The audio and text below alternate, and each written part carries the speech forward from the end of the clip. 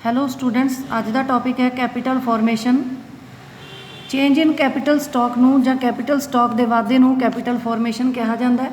ਜਿਵੇਂ ਮਸ਼ੀਨਾਂ, ਫੈਕਟਰੀਆਂ, ਬਿਲਡਿੰਗਸ, ਰਾਅ ਮਟੀਰੀਅਲ, ਇਹਨਾਂ ਦੇ ਸਟਾਕ 'ਚ ਹੋਣ ਵਾਲੇ ਵਾਧੇ ਨੂੰ ਕੈਪੀਟਲ ਫਾਰਮੇਸ਼ਨ ਕਿਹਾ ਜਾਂਦਾ ਹੈ।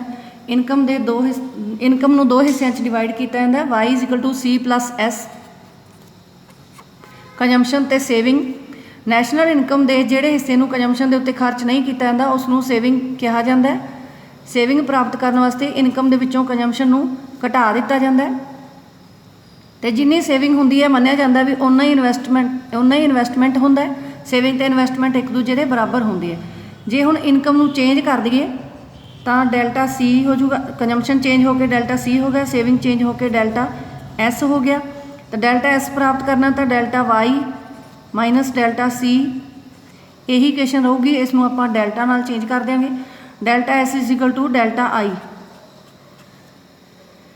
ਡੈਲਟਾ I ਜਾਂ ਚੇਂਜ ਇਨ ਇਨਵੈਸਟਮੈਂਟ ਚੇਂਜ ਇਨ ਕੈਪੀਟਲ ਸਟਾਕ ਦੇ ਬਰਾਬਰ ਹੁੰਦਾ ਹੈ। ਚੇਂਜ ਇਨ ਕੈਪੀਟਲ ਸਟਾਕ ਨੂੰ ਹੀ ਕੈਪੀਟਲ ਫਾਰਮੇਸ਼ਨ ਕਿਹਾ ਜਾਂਦਾ ਹੈ। ਜਦੋਂ ਕੈਪੀਟਲ ਸਟਾਕ ਚੇਂਜ ਹੋ ਜਾਂਦਾ ਹੈ ਤਾਂ ਇਸੇ ਨੂੰ ਹੀ ਕੈਪੀਟਲ ਫਾਰਮੇਸ਼ਨ ਕਿਹਾ ਜਾਂਦਾ ਹੈ। ਕੈਪੀਟਲ ਫਾਰਮੇਸ਼ਨ ਦੇ ਦੋ ਮੀਨਿੰਗ ਲਏ ਜਾਂਦੇ ਆ। ਇੱਕ ਇਹਦਾ ਹੈਗਾ ਸੰਕੁਚਿਤ meaning, narrow meaning. Narrow meaning ਦੇ ਵਿੱਚ ਸਿਰਫ ਫਿਜ਼ੀਕਲ ਕੈਪੀਟਲ ਦੇ ਇਨਵੈਸਟਮੈਂਟ ਨੂੰ ਜਾਂ ਫਿਜ਼ੀਕਲ ਕੈਪੀਟਲ ਦੇ ਵਾਧੇ ਨੂੰ ਹੀ ਕੈਪੀਟਲ ਫਾਰਮੇਸ਼ਨ ਕਿਹਾ ਜਾਂਦਾ ਹੈ। ਨੈਰੋ ਮੀਨਿੰਗ ਦੇ ਅਕੋਰਡਿੰਗ ਸਿਰਫ ਫਿਜ਼ੀਕਲ ਕੈਪੀਟਲ ਜਿਵੇਂ ਮਸ਼ੀਨਾਂ, ਬਿਲਡਿੰਗਸ, ਫੈਕਟਰੀਜ਼, ਰਾਅ ਮਟੀਰੀਅਲ, ਇਹਨਾਂ ਦੇ ਸਟਾਕ ਦੇ ਵਾਧੇ ਨੂੰ ਕੈਪੀਟਲ ਫਾਰਮੇਸ਼ਨ ਕਿਹਾ ਜਾਂਦਾ। ਦੂਸਰਾ ਬਰੋਡਰ ਮੀਨਿੰਗ, ਇਹਦੇ 'ਚ ਫਿਜ਼ੀਕਲ ਕੈਪੀਟਲ, ਹਿਊਮਨ ਕੈਪੀਟਲ ਅਤੇ ਸੋਸ਼ਲ ਓਵਰਹੈਡ ਕੈਪੀਟਲ ਦੇ ਵਾਧੇ ਨੂੰ ਸ਼ਾਮਿਲ ਕੀਤਾ ਜਾਂਦਾ ਹੈ।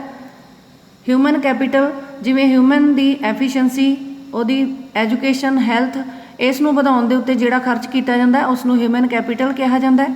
ਸੋਸ਼ਲ ਓਵਰਹੈਡ ਕੈਪੀਟਲ, ਨਹਿਰਾਂ, ਸੜਕਾਂ, ਪੁਲਾਂ, ਰੇਲਵੇ ਦੇ ਉੱਤੇ ਕੀਤੇ ਜਾਣ ਵਾਲੇ ਖਰਚ ਨੂੰ ਸੋਸ਼ਲ ਓਵਰਹੈਡ ਕੈਪੀਟਲ ਕਿਹਾ ਜਾਂਦਾ ਹੈ। ਫਿਜ਼ੀਕਲ ਕੈਪੀਟਲ, ਹਿਊਮਨ ਕੈਪੀਟਲ ਅਤੇ ਸੋਸ਼ਲ ਓਵਰਹੈਡ ਕੈਪੀਟਲ ਦੇ ਵਾਧੇ ਨੂੰ ਵੀ ਕੈਪੀਟਲ ਫਾਰਮੇਸ਼ਨ ਕਿਹਾ ਜਾਂਦਾ। ਇਹ ਇਹਦਾ ਬਰੋਡਰ ਮੀਨਿੰਗ ਹੈ। ਕੈਪੀਟਲ ਫਾਰਮੇਸ਼ਨ ਦੀ ਇਕੋਨਮੀ ਵਾਸਤੇ ਕਾਫੀ ਇੰਪੋਰਟੈਂਸ ਹੁੰਦੀ ਹੈ, ਮਹੱਤਤਾ ਹੁੰਦੀ ਹੈ। ਕੈਪੀਟਲ ਫਾਰਮੇਸ਼ਨ ਦੇ ਨਾਲ ਇਕਨੋਮਿਕ ਡਿਵੈਲਪਮੈਂਟ ਵੱਧਦਾ ਹੈ, ਇੰਪਲਾਇਮੈਂਟ ਦੇ ਵਿੱਚ ਵਾਧਾ ਹੁੰਦਾ ਹੈ, ਹਿਊਮਨ ਕੈਪੀਟਲ 'ਚ ਵਾਧਾ ਹੁੰਦਾ ਹੈ। ਹੈਰਡ ਅਤੇ ਡੋਮਰ ਦੇ ਅਕੋਰਡਿੰਗ ਇਕੋਨਮੀ ਦੀ ਡਿਮਾਂਡ ਅਤੇ ਸਪਲਾਈ ਦੋਨਾਂ ਦੇ ਉੱਤੇ ਹੀ ਕੈਪੀਟਲ ਫਾਰਮੇਸ਼ਨ ਦਾ ਚੰਗਾ ਪ੍ਰਭਾਵ ਪੈਂਦਾ ਹੈ। ਕੈਪੀਟਲ ਫਾਰਮੇਸ਼ਨ ਦੇ ਨਾਲ ਵਸਤੂਆਂ ਦੀ ਡਿਮਾਂਡ ਵੀ ਵੱਧਦੀ ਹੈ ਅਤੇ ਵਸਤੂਆਂ ਦੀ ਸਪਲਾਈ ਦੇ ਵਿੱਚ ਵੀ ਵਾਧਾ ਹੁੰਦਾ ਹੈ। ਨੈਚੁਰਲ ਰਿਸੋਰਸਿਸ ਦਾ ਚੰਗਾ ਪ੍ਰਯੋਗ ਹੋਣ ਲੱਗ ਜਾਂਦਾ, ਪ੍ਰੋਪਰ ਯੂਜ਼ ਹੋਣ ਲੱਗ ਜਾਂਦਾ ਅਤੇ ਇਕਨੋਮਿਕ ਵੈਲਫੇਅਰ ਹੁੰਦਾ। ਇਹ ਕੈਪੀਟਲ ਫਾਰਮੇਸ਼ਨ ਦੀ ਮਹੱਤਤਾ ਹੈ ਜਾਂ ਇਸ ਦੀ ਇੰਪੋਰਟੈਂਸ ਹੈ। ਆਪਾਂ ਕਰਨੀ ਹੈ ਪ੍ਰੋਸੈਸ ਆਫ ਕੈਪੀਟਲ ਫਾਰਮੇਸ਼ਨ। ਪਹਿਲਾਂ ਆਪਾਂ ਕਰਾਂਗੇ types of capital formation. Capital formation ਦੋ ਤਰ੍ਹਾਂ ਦੀ ਹੁੰਦੀ ਹੈ, ਗ੍ਰੋਸ ਕੈਪੀਟਲ ਫਾਰਮੇਸ਼ਨ ਅਤੇ net capital formation. Gross capital formation ਦੇ ਵਿੱਚ ਗ੍ਰੋਸ ਇਨਵੈਸਟਮੈਂਟ ਨੂੰ ਸ਼ਾਮਿਲ ਕੀਤਾ ਜਾਂਦਾ ਹੈ। ਗ੍ਰੋਸ ਇਨਵੈਸਟਮੈਂਟ ਹੁੰਦਾ net investment plus replacement investment. Net investment ਉਹ ਹੁੰਦਾ ਜਿਹੜਾ ਨਵੀਆਂ ਮਸ਼ੀਨਾਂ ਦੇ ਉੱਤੇ ਖਰਚ ਕੀਤਾ ਜਾਂਦਾ ਹੈ।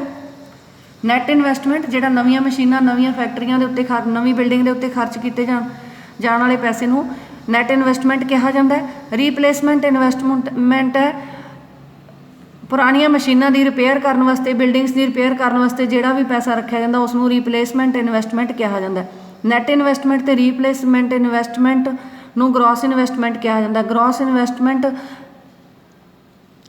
ਇਨਵੈਸਟਮੈਂਟ ਨੂੰ ਗ੍ਰੋਸ ਕੈਪੀਟਲ ਫਾਰਮੇਸ਼ਨ ਕਿਹਾ ਜਾਂਦਾ ਹੈ। ਗ੍ਰੋਸ ਕੈਪੀਟਲ ਫਾਰਮੇਸ਼ਨ ਦੇ ਵਿੱਚ ਗ੍ਰੋਸ ਇਨਵੈਸਟਮੈਂਟ ਨੂੰ ਸ਼ਾਮਿਲ ਕੀਤਾ ਜਾਂਦਾ।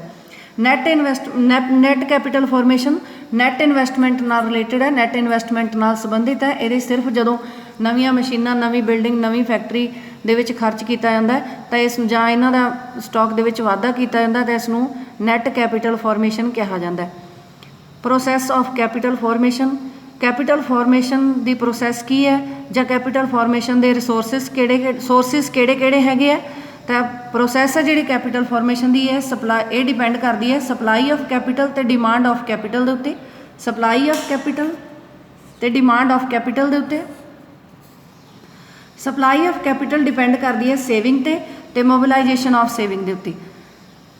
ਸੇਵਿੰਗ ਹੁੰਦੀ ਹੈ ਨੈਸ਼ਨਲ ਇਨਕਮ ਦਾ ਉਹ ਹਿੱਸਾ ਜਿਹੜਾ ਕੰਜੰਪਸ਼ਨ ਦੇ ਉੱਤੇ ਖਰਚ ਨਹੀਂ ਕੀਤਾ ਜਾਂਦਾ। ਸੇਵਿੰਗ Y - C ਹੁੰਦੀ ਹੈ। हाँ भी सेविंग ਜਿਹੜੇ ਅੰਡਰ ਡਿਵੈਲਪਡ ਇਕੋਨਮੀਜ਼ ਹੈ ਨਰਕਸੇ ਦੇ ਅਕੋਰਡਿੰਗ ਉਹਨਾਂ ਕੋਲੇ ਉਹਦੇ ਕੋਲੇ ਦੋ ਸਾਧਨ ਹੁੰਦੇ ਆ ਬਚਤਾਂ ਪ੍ਰਾਪਤ ਕਰਨ ਦੇ ਜਾਂ ਬਚਤਾਂ ਦੇ ਇੰਟਰਨਲ ਸੋਰਸਿਸ ਤੇ ਐਕਸਟਰਨਲ ਸੋਰਸਿਸ। ਇੰਟਰਨਲ ਸੋਰਸਿਸ ਦੇਸ਼ ਦੇ ਅੰਦਰੋਂ ਹੀ ਲੋਕਾਂ ਦੀਆਂ ਹੀ ਬਚਤਾਂ ਪ੍ਰਾਪਤ ਕਰਨ ਨੂੰ ਕਿਹਾ ਜਾਂਦਾ ਹੈ, ਜਾਂ ਲੋਕੀ ਜਿਹੜੀਆਂ ਬਚਤਾਂ ਪ੍ਰਾਪਤ ਕਰਦੇ ਆ ਦੇਸ਼ ਦੇ ਅੰਦਰ ਰਹਿ ਕੇ ਉਹਨਾਂ ਨੂੰ ਇੰਟਰਨਲ ਸੋਰਸਿਸ ਕਿਹਾ ਜਾਂਦਾ ਹੈ। ਇੰਟਰਨਲ ਸੋਰਸਿਸ ਵੋਲੰਟਰੀ ਦੇ ਵਿੱਚੋਂ ਵੋਲੰਟਰੀ ਸੇਵਿੰਗ ਵੀ ਹੋ ਸਕਦੀ ਹੈ, ਫੋਰਸਡ ਸੇਵਿੰਗ ਵੀ ਹੋ ਸਕਦੀ ਹੈ। ਵੋਲੰਟਰੀ ਸੇਵਿੰਗ ਉਹ ਹੁੰਦੀ ਹੈ ਜਿਹੜੀ ਲੋਕੀ ਆਪਦੀ ਇੱਛਾ ਨਾਲ ਬਚਤਾਂ ਕਰਦੇ ਆ। ਫੋਰਸਡ ਸੇਵਿੰਗ ਜਾਂ ਮਜਬੂਰੀ ਬਚਤਾਂ ਉਹ ਹੁੰਦੀਆਂ ਜਿਹੜੀਆਂ ਸਰਕਾਰ ਲੋਕਾਂ ਨੂੰ ਬਚਤਾਂ ਕਰਨ ਵਾਸਤੇ ਮਜਬੂਰ ਕਰ ਦਿੰਦੀ ਹੈ, ਜਿਵੇਂ ਟੈਕਸ ਦੀ ਰੇਟ ਵਧਾ ਦਿੰਦੀ ਹੈ ਜਾਂ ਡੈਫੀਸ਼ੀਟ ਫਾਈਨਾਂਸਿੰਗ ਅਪਣਾਉਂਦੀ ਹੈ, ਤਾਂ ਉਹਦੇ ਨਾਲ ਲੋਕਾਂ ਨੂੰ ਬਚਤਾਂ ਕਰਨ ਲਈ ਮਜਬੂਰ ਹੋਣਾ ਪੈਂਦਾ ਹੈ। ਅਤੇ ਦੋਨੇ ਤਰ੍ਹਾਂ ਦੀਆਂ ਬਚਤਾਂ ਕਰਵਾ ਕੇ ਇੰਟਰਨਲ ਸੋਰਸਿਸ ਹੈ ਜਿਹੜੇ ਉਹ ਬਚਤਾਂ ਨੂੰ ਬਚਤਾਂ ਕਰਦੇ ਹੈਗੇ ਆ। ਤਾਂ ਜਿੰਨੀ ਸਪਲਾਈ ਹੁੰਦੀ ਹੈ ਜਿੰਨੀ ਸੇਵਿੰਗਸ ਹੁੰਦੀ ਹੈ, ਜਿੰਨੀ ਸੇਵਿੰਗ ਜ਼ਿਆਦਾ ਹੋਊਗੀ ਓਨੀ ਸਪਲਾਈ ਆਫ ਕੈਪੀਟਲ ਵੀ ਜ਼ਿਆਦਾ ਹੋਊਗੀ।